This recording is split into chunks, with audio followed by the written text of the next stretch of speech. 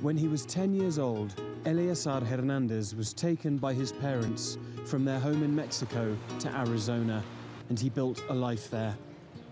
But 4 years ago, after seeking legal damages for a serious spinal injury suffered at work, he was deported to Mexico City.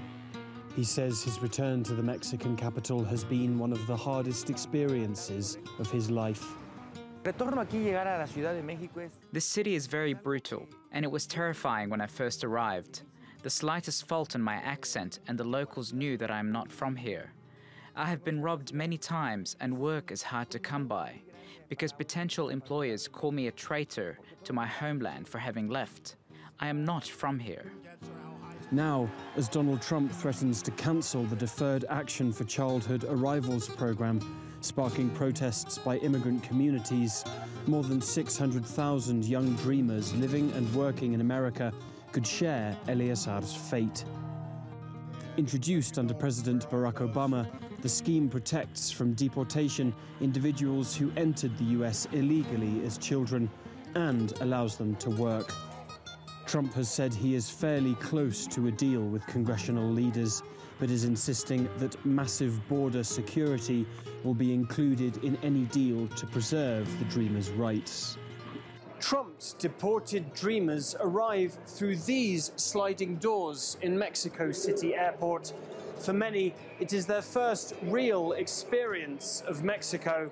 And while the authorities are here to meet them, little can prepare them for what is beyond this terminal.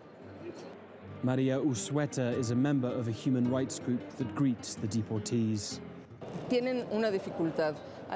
It is very difficult. They are being told to rebuild their lives in a foreign place with no money, no papers, while they are despised by their own countrymen for having left. The government makes a lot of promises, but in practice we have seen very little policy enacted to help these people. Gabriela Garcia heads up the Mexican Migration Authority's We Are Mexican program, aimed at reintegrating US deportees back into society. Our program does a lot of work in finding a place for these deported individuals.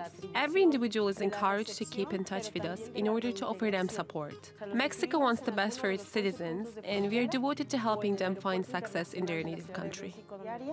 As President Trump tries to reach a deal with lawmakers, the dreamers may find the price of them remaining in America may be the building of a border wall between their original homeland and their new one. Alasdair Baverstock, TRT World, Mexico City.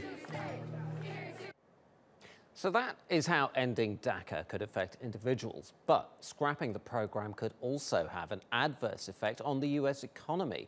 Now, according to research from right-leaning Cato Institute and the left-leaning Center for American Progress, repealing DACA could cut the size of the US economy by between $280 billion and $430 billion over the next decade.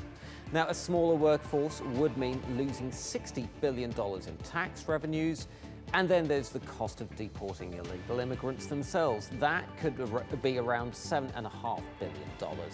Now, looking at individual states, California would be hit the hardest. It's home to 23,000 DACA workers, and losing them may end in losses of more than $11 billion in output every year.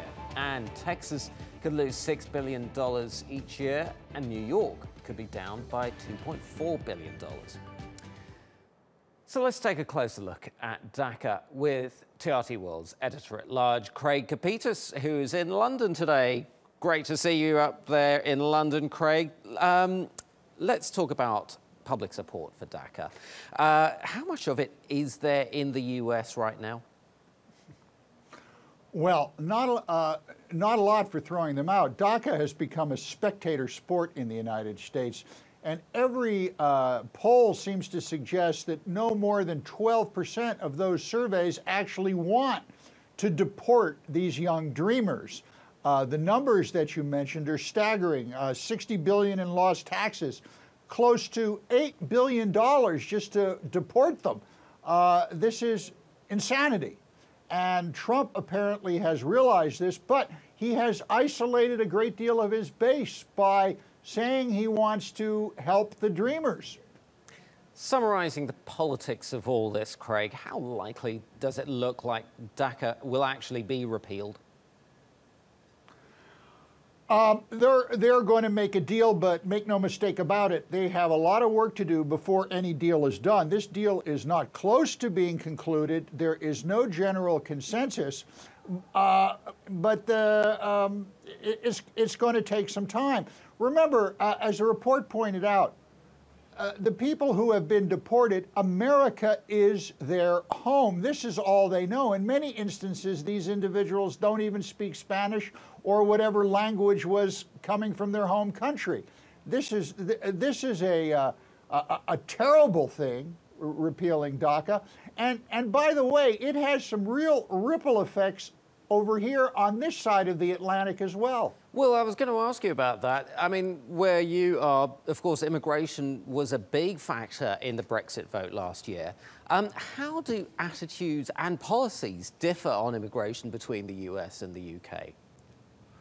The biggest difference is a foreign national born in the UK is not automatically a UK citizen, where in the United States a foreign national born of two foreign national parents on US soil automatically becomes a US citizen. But the dynamic is the same. For instance, this afternoon we were at a local coffee shop here, and there was a Spanish woman at the counter, and I asked her, if you are sent back to Spain, how are you going to feel about that? And she looked at me and she said, well, look, I was born in Spain, but I've been in England for so long now, I feel English, British. I am not going to really be able to metamorphosize myself back into Spanish culture if I'm gone. So, and that's the same thing we heard in the report out of Mexico. So, like I said, the stories are different, but the dynamic here in Europe is the same. Craig Copetas in London, thank you so much.